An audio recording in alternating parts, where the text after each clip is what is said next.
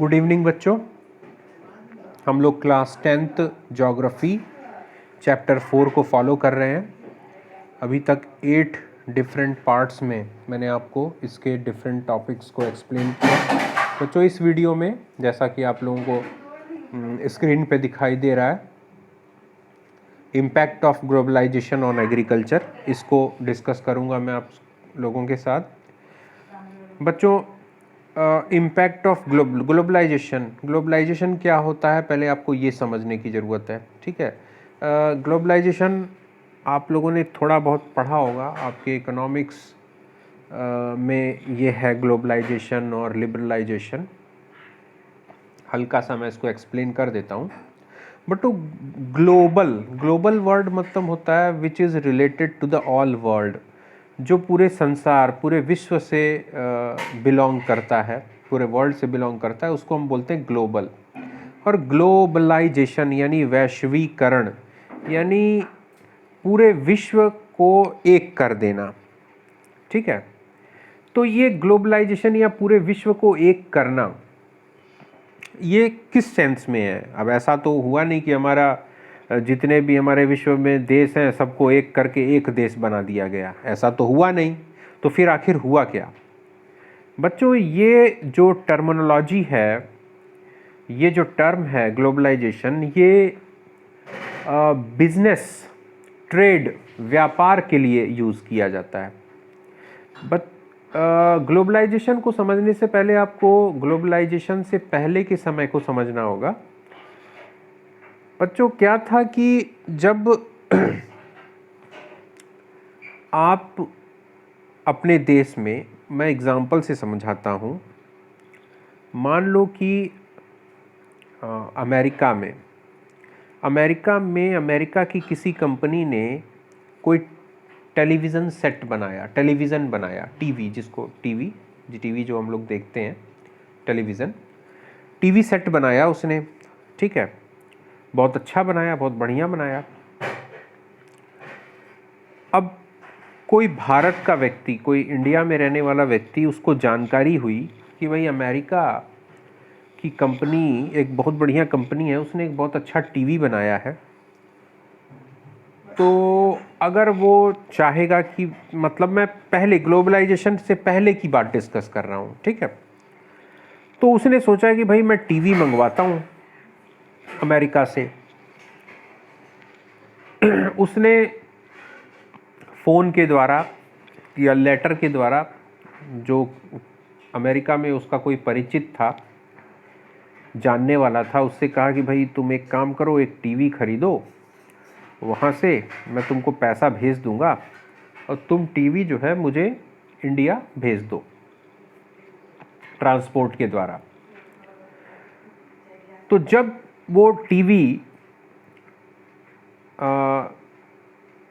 एक कंसाइनमेंट के तौर पर जब भारत आने वाला होगा, यानी वो अमेरिका के एयरपोर्ट पे या अमेरिका के जिस भी साधन से, मतलब हवाई जहाज़ से अगर वो आ रहा है भारत, या फिर वो पानी वाले जहाज़ से आ रहा है, तो या तो वो सी पोर्ट पे जाएगा या फिर वो एयरपोर्ट पे जाएगा। तो वहाँ पर एक डिपार्टमेंट होता है, एक गवर्नमेंट का एक डिपार्टमेंट होता है, हर देश में होता है, जिसको हम लोग बोलते हैं कस्टम्स। कस्टम वाले क्या करेंगे, वो उस टीवी का बिल देखेंगे कि भाई ये कितने का टीवी है। ठीक है, फिर उसके बाद क्या होगा, उस पर वो कुछ टैक्स लगाएंगे, है ना, ज़्यादा या कम जो भी है, टैक्स लगाएंगे कि भैया ये तुम दूसरे देश में यानी भारत भेज रहे हो तो हमको कुछ टैक्स दो। वहाँ कस्टम के नाम पर कुछ टैक्स देना पड़ेगा सरकार को। उसके बाद क्या हुआ बच्चों, वो टीवी मान लो कि वो टीवी 100 रुपये का था, मान लो 100 रुपये का वो टीवी था, और 10% जो है अमेरिकन गवर्नमेंट ने कस्टम ड्यूटी के नाम पर, टैक्स के नाम पर 10% ले लिया, तो अब वो 110 रुपये का हो गया। ठीक है, अब वो 110 रुपये का टीवी जब भारत आया, मान लो कि वो न्यू दिल्ली एयरपोर्ट पे उतरा, नई दिल्ली पे माल उतरा, तो उसमें वो टीवी था। तो वो टीवी जो है वो एयरपोर्ट से बाहर नहीं जाएगा, वहाँ पर भी भारत सरकार के जो अधिकारी कर्मचारी हैं, जो कस्टम डिपार्टमेंट वाले हैं, वो क्या करेंगे, वो 50 से 60%, 70%, कभी कभी तो 100% टैक्स किसी किसी आइटम पे, मतलब 100% टैक्स लगा दिए। मतलब 110 रुपये की जो टीवी थी उस पर 110 रुपया और लगा दिए टैक्स। तो बच्चों वो 100 रुपये का टीवी जो अमेरिका में था, उस कंपनी ने बेचा था अमेरिका में, वो टीवी 220 रुपये का हो गया भारत में आकर। तो अब ठीक है, 220 रुपये में वो आदमी टीवी अपने घर पे ले आया। फिर क्या हुआ, वो आदमी अपने परिवार के साथ अपने दिल्ली में वो रहता है, दिल्ली के मार्केट में, इलेक्ट्रॉनिक्स के मार्केट में अपना घूमने गया और टीवी वगैरह का दाम पूछने गया। तो एक दुकान पे गया, टीवी की बहुत बढ़िया शोरूम था, वहाँ गया तो एक इंडियन कंपनी की टीवी थी, ठीक है, मान लो ओनिडा कंपनी थी, ओनिडा कंपनी की टीवी उसी साइज की, वो 110 रुपये में मिल रही थी, 110 रुपये में या 120 रुपये में। तो उस आदमी को उसकी वाइफ ने खूब डांटा, कहा कि जब तुमको बढ़िया ओनिडा कंपनी है, इंडियन कंपनी है, वो 120 रुपये में उसकी टीवी मिल रही है और तुम कहाँ जो है 220 रुपये में अमेरिका से मंगवाए हो, हैं? तो अमेरिका की टीवी क्यों, क्या ज़रूरत था? तो अब क्या हुआ, उसने कान पकड़ लिया और उसने जो है सबको, जो उसके परिचित थे, सबको कहा कि भैया ये विदेशी चीज़ें मंगाना बेवकूफ़ी है, बहुत महंगा पड़ रहा है, बहुत महंगा पड़ रहा है, इंडियन खरीद लो भैया, सरकार इतना टैक्स लगा देती है। अब क्या हुआ बच्चों कि अलग अलग देशों की सरकारें, अब जैसे खास तौर से जो बड़े ताकतवर अमीर देश हैं, जो टेक्नोलॉजिकली बहुत ज़्यादा एडवांस हैं, अमेरिका हो गया, जापान हो गया, यूरोप के देश हो गए, इन लोगों ने कहा कि यार हम अपने देश में ये सब सामान बनाते हैं, इलेक्ट्रॉनिक्स का और मशीन का सब सामान बनाते हैं, तो हम अपने देश के लोगों को कितना बेचें? अरे भैया, बेचने के लिए नए नए मार्केट की ना ज़रूरत होती है, देश में ही हम कितना कारोबार करें हम, है ना? हम तो मतलब अब एक आदमी ने अगर टीवी खरीद ली, तो टीवी एक ऐसी चीज़ है, मैं एक एग्जांपल बता रहा हूँ, टीवी एक ऐसी चीज़ है जिसको वो आलू प्याज तो है नहीं कि रोज़ छील रहे हैं, रोज़ सब्जी में डाल रहे हैं आलू और ख़त्म हो जा रहा है, खा जा रहे हैं, फिर 2 दिन बाद 3 दिन बाद फिर आलू ले के आना पड़ रहा है, प्याज ख़त्म हो जा रही है 2 दिन बाद 3 दिन बाद, ऐसा तो है नहीं। बट टीवी किसी ने ले ली तो 3-4 साल 5 साल चलाएगा ना, और हमारे भारत में तो लोग टीवी ले लिए तो वो 10 साल चलाते हैं। तो अब कोई कंपनी टीवी बना रही है, मान लो उसने टीवी पूरे अमेरिका में बेच डाली एक बार को, तो अब क्या होगा? अब उसको नया मार्केट चाहिए ना भाई, ग्राहक चाहिए। एक बार किसी ने ग्राहक ने टीवी खरीद ली तो वो तो 5 साल 6 साल 10 साल चलाएगा, उसके बाद ही ना आएगा वो फिर दुकान पर टीवी खरीदने। तो ऐसी कंपनियों को नए नए मार्केट चाहिए, और मार्केट मिल नहीं रहे थे। मार्केट कैसे मिले? अब ठीक है, भारत में वो अमेरिकन कंपनी अपना माल बेच सकती है, लेकिन उसको दुगना देना पड़ेगा। उसका जो प्रोडक्ट है उसका दाम तो दुगना हो जाएगा भारत में आके। तो वो भारत का जो ग्राहक है वो उस अमेरिकन कंपनी की वस्तु को क्यों खरीदेगा जब उसको सस्ता मिल जा रहा है भारत में? तो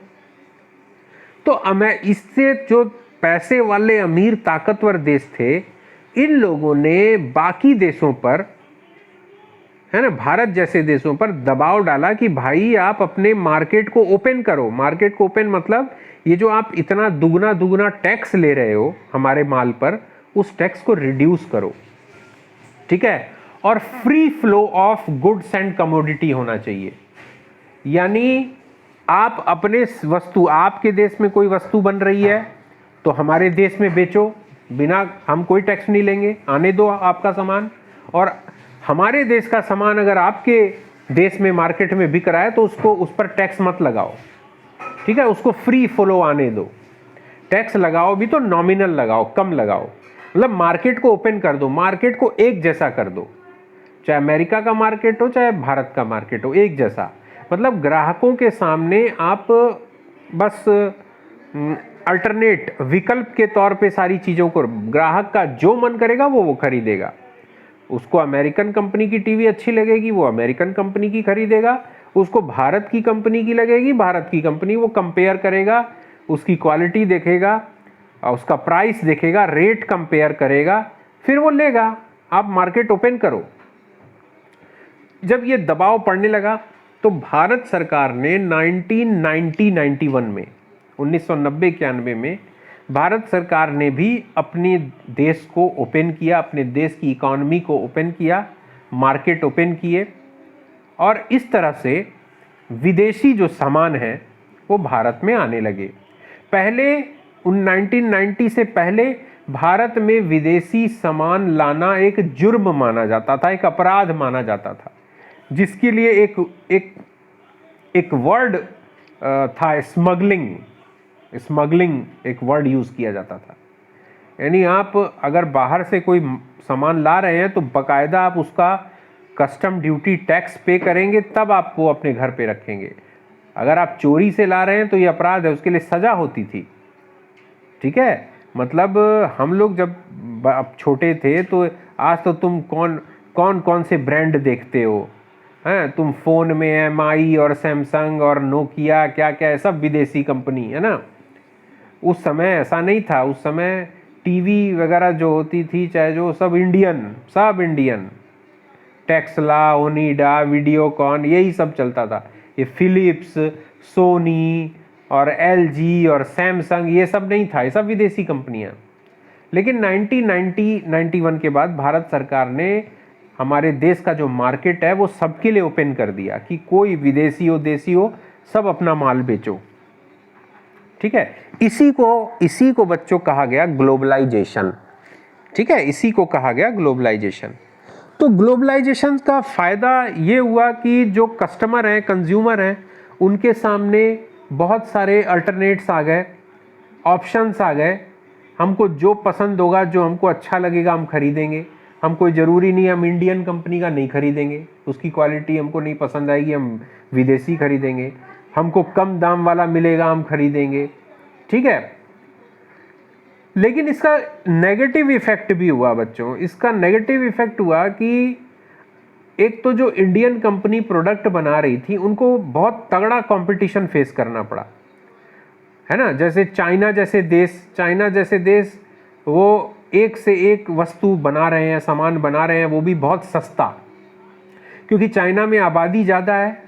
आबादी ज़्यादा होने के साथ साथ वहाँ की जो आबादी है, वहाँ के जो लोग हैं वो स्किल्ड हैं, टेक्निकली स्किल्ड हैं, उनके पास हुनर है, ठीक है, मजदूरी कम है, लेबर कॉस्ट कम है, इसलिए वहाँ पर कोई भी रॉ मटेरियल बहुत सस्ते में मिल जाता है, कच्चा माल सस्ते मिल जाता है।